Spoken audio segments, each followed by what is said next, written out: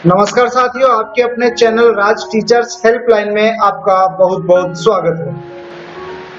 साथियों, जैसा कि आप जानते हैं कि प्रत्येक सरकारी कर्मचारी के वेतन में प्रत्येक वर्ष 3% की वार्षिक वेतन वृद्धि की जाती है, परंतु अब यह लाभ 3% के अनुसार नहीं दिया जाता है। वार्षिक वेतन वृद्धि के विषय में अनेक प्रकार के सवाल हैं और संशय हैं, तो आज की इस वीडियो में हम वार्षिक वेतन वृद्धि यानी एनुअल इंक्रीमेंट के बारे में डिटेल जानकारी प्राप्त करेंगे और साथ में कुछ प्रश्नों का जवाब तलाशने का प्रयास करेंगे, जैसे कि क्या प्रोबेशन में इंक्रीमेंट मिलता है और क्या 1 जुलाई को छुट्टी लेने पर इंक्रीमेंट का लाभ मिलेगा, अगर मिलेगा तो कैसे मिलेगा और नहीं मिलेगा तो क्यों नहीं मिलेगा। तो चलिए शुरू करते हैं आज के वीडियो। चैनल से जुड़े रहने के लिए चैनल को सब्सक्राइब करें और पास वाले बेल आइकन को दबाएं।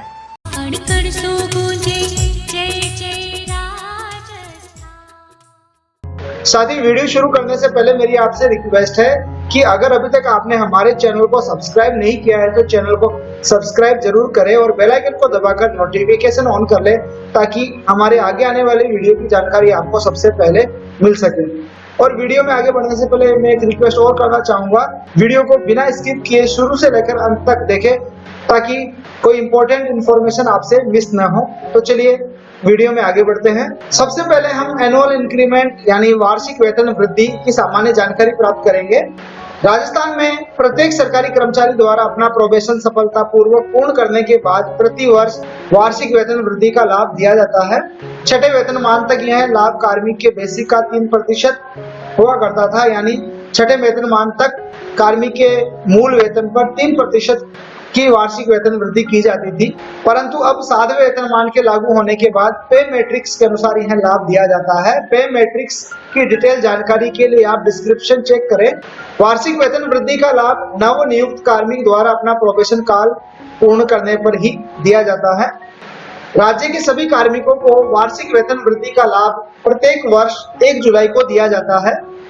1 जुलाई को 6 माह की सेवा पूर्ण करने पर ही कार्मिक को वार्षिक वेतन वृद्धि का लाभ दिया जाएगा, यानी 1 जुलाई से पहले आपकी कुल सेवा कम से कम 6 महीने की पूर्ण होनी चाहिए, तभी आपको 1 जुलाई को वार्षिक वेतन वृद्धि का लाभ मिलेगा। साथियों, पूर्व के नियमों के अनुसार प्रोबेशन काल समाप्त होने के बाद और 1 जुलाई के बीच कम से कम 6 महीने की सेवा पूर्ण करने पर ही कार्मिक को वार्षिक वेतन वृद्धि का लाभ दिया जाता था, परंतु जब से 7वां वेतनमान लागू हुआ है तब से इस नियम को बदल दिया गया है। अब 7वें वेतनमान के नियमों के अनुसार प्रोबेशन के पश्चात 6 माह की सेवा अवधि की आवश्यकता नहीं है, इस बाध्यता को हटा दिया गया है। अब कार्मिक के प्रोबेशन समाप्ति के तुरंत बाद आने वाली प्रथम 1 जुलाई को ही कार्मिक को प्रथम वार्षिक वेतन वृद्धि का लाभ दे दिया जाता है। जैसे मान लीजिए कि एक कार्मिक की प्रोबेशन समाप्ति तिथि 30 जून 2020 है, तो पुराने नियमों के अनुसार 30 जून 2020 के बाद न्यूनतम 6 महीने की सेवा करने के बाद ही वेतन वृद्धि का लाभ दिया जाता था, लेकिन अब नए नियमों के अनुसार इस कार्मिक को वार्षिक वेतन वृद्धि 1 जुलाई 2020 को ही मिल जाएगी, यानी 6 महीने की जो बाध्यता थी वो हटा दी गई है। और अगर स्थायीकरण और वेतन नियमितीकरण में विलंब होता है तो भी प्रथम वेतन वृद्धि इस कार्मिक को 1 जुलाई 2020 को ही मिलेगी। अब बात करते हैं प्रोबेशन काल में एनुअल इंक्रीमेंट की। इसमें हम जानेंगे कि प्रोबेशन काल में कार्मिक को एनुअल इंक्रीमेंट मिलता है क्या। तो सामान्यतः किसी भी पद पर नव नियुक्त कार्मिक को प्रोबेशन काल में वार्षिक वेतन वृद्धि का लाभ नहीं दिया जाता है। प्रोबेशन काल में उसके पद के लिए निर्धारित फिक्स वेतन ही दिया जाता है। जैसे मान लीजिए लेक्चरर की पोस्ट के लिए जो निर्धारित वेतन है वो ही मिलेगा प्रोबेशन काल में, और उस वेतन पर कोई इंक्रीमेंट नहीं देय होगा। परंतु कार्मिक अगर पूर्व से ही राज्य सेवा में है और अब उसकी नियुक्ति पूर्व पद से उच्च पद पर होती है और वह नवीन पद के प्रोबेशन काल में पूर्व पद का वेतन प्राप्त करने का विकल्प लेता है, तो उसे नवीन पद के प्रोबेशन काल में भी पूर्व पद के वेतन पर वार्षिक वेतन वृद्धि दी जाएगी। इस नियम को ऐसे समझ सकते हैं, मान लीजिए कोई कार्मिक 3rd ग्रेड में कार्यरत है और अब उसकी नियुक्ति फर्स्ट ग्रेड या सेकंड ग्रेड में हो जाती है। जब वह फर्स्ट ग्रेड या सेकंड ग्रेड के प्रोबेशन में होता है उस समय उस कार्मिक से पूर्व पद यानी थर्ड ग्रेड के वेतन लेने का विकल्प मांगा जाता है। अगर वह उसे स्वीकार कर लेता है तो सेकंड ग्रेड या फर्स्ट ग्रेड में जिस पोस्ट पर वह कार्यरत है उस पोस्ट पर वह पूर्व पद यानी थर्ड ग्रेड का वेतन लेते हुए कार्य करेगा और थर्ड ग्रेड के वेतन पर ही उसे वार्षिक वेतन वृद्धि भी मिलती रहेगी। और प्रोबेशन काल पूर्ण होने के बाद नवीन पद के वेतन का निर्धारण होने के पश्चात नवीन वेतन पर वार्षिक वेतन वृद्धि दी जाएगी। साथियों, एक प्रश्न बार बार पूछा जाता है कि 1 जुलाई को कार्मिक अगर अवकाश पे रहता है तो क्या उसे एनुअल इंक्रीमेंट का लाभ मिलेगा। तो इस पॉइंट को हम कुछ प्रश्नों की मदद से समझेंगे। पहला प्रश्न है, यदि कोई कर्मचारी 1 जुलाई को अवकाश पर रहता है तो उसे वेतन वृद्धि का लाभ कैसे मिलेगा। उसका जवाब है, अवकाश पर रहने वाले कार्मिक के वार्षिक वेतन वृद्धि के आदेश तो सभी कार्मिकों की ही तरह 1 जुलाई या उसके बाद जारी हो जाएंगे, परंतु नगद लाभ कार्मिक द्वारा अवकाश से लौटने के बाद सेवा में कार्य ग्रहण करने के बाद ही मिलेगा। ये जानकारी आरएसआर के नियम 29 में दी गई है। आरएसआर का नियम 29 आप डिस्क्रिप्शन से डाउनलोड कर सकते हैं।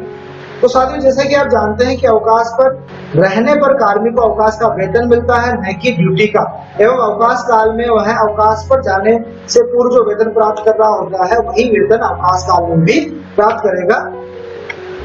इस कारण जो वेतन वृद्धि अवकाश काल में देय होती है वह अवकाश काल में आहरित नहीं की जा सकती, क्योंकि अवकाश में तो उसे अवकाश में जाने से पूर्व जो वेतन प्राप्त कर रहा होता है वही मिलेगा।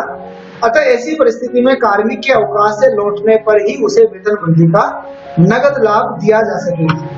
इसे हम कुछ उदाहरणों से स्पष्ट कर लेते हैं।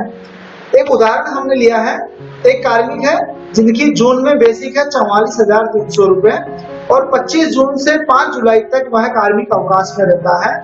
अब डीडीओ महोदय द्वारा वेतन वृद्धि के जो आदेश होंगे वो 1 जुलाई को ही सभी कार्मिकों के साथ जारी कर दिए जाएंगे, लेकिन नगद लाभ की जब बात करेंगे तो जब वह लौटेगा 6 जुलाई को ड्यूटी पर, तो 6 जुलाई के बाद ही वह नगद लाभ ले पाएगा। चूंकि कार्मिक जुलाई में ही लौट रहा है इसलिए इन्हें जुलाई के वेतन में ही वेतन वृद्धि का लाभ मिल जाएगा। इसे और डिटेल में जानने के लिए हम दूसरा उदाहरण और लेते हैं। दूसरे उदाहरण में हमने लिया है कि जून में एक कार्मिक की बेसिक वही 44,300 रुपए है, लेकिन कार्मिक अब 25 जून से 2 अगस्त तक अवकाश पर रहता है। तो इस स्थिति में अब वेतन वृद्धि के आदेश तो उसके 1 जुलाई को ही हो जाएंगे, परंतु नगद लाभ उसके अवकाश से लौटने के बाद यानी 2 अगस्त के बाद ही मिलेगा। चूंकि कार्मिक जुलाई में नहीं लौट रहा है इसलिए जुलाई का वेतन बेसिक 44,300 रुपए के अनुसार ही दिया जाएगा और अगस्त के वेतन में वेतन वृद्धि का लाभ उस कार्मिक को मिल जाएगा। अब कार्मिक के जुलाई माह के वेतन का क्या होगा। यहाँ जुलाई माह के वेतन का कार्मिक को एरियर मिलेगा, क्योंकि उनकी वेतन वृद्धि रुकी नहीं है, केवल नगद लाभ रोका गया है। अभी हमने पीछे आरएसआर नियम 29 की चर्चा की थी, तो एक बार हम देख लेते हैं कि आरएसआर का नियम नंबर 29 है क्या। इसमें बताया गया है कि जब तक आरएसआर के नियम 26A, 27A अथवा 30 के प्रावधानों के तहत किसी सक्षम प्राधिकारी द्वारा किसी कार्मिक की वार्षिक वेतन वृद्धि को रोक नहीं दिया जाता, तब तक उस राज्य कर्मचारी को उसकी वार्षिक वेतन वृद्धि सामान्य रूप से निरंतर मिलती रहेगी। यानी अवकाश पर जाने या अवकाश पर होने से वेतन वृद्धि पर कोई असर नहीं पड़ता है। तो आज की इस वीडियो में बस इतना ही। उम्मीद है वीडियो में दी गई जानकारी आपको पसंद आई होगी। वीडियो में दी गई जानकारी आपको पसंद आई है तो वीडियो को लाइक करना न भूले और चैनल को अभी तक आपने सब्सक्राइब नहीं किया है तो चैनल को सब्सक्राइब जरूर कर ले। धन्यवाद साथियों, जय हिंद, जय भारत।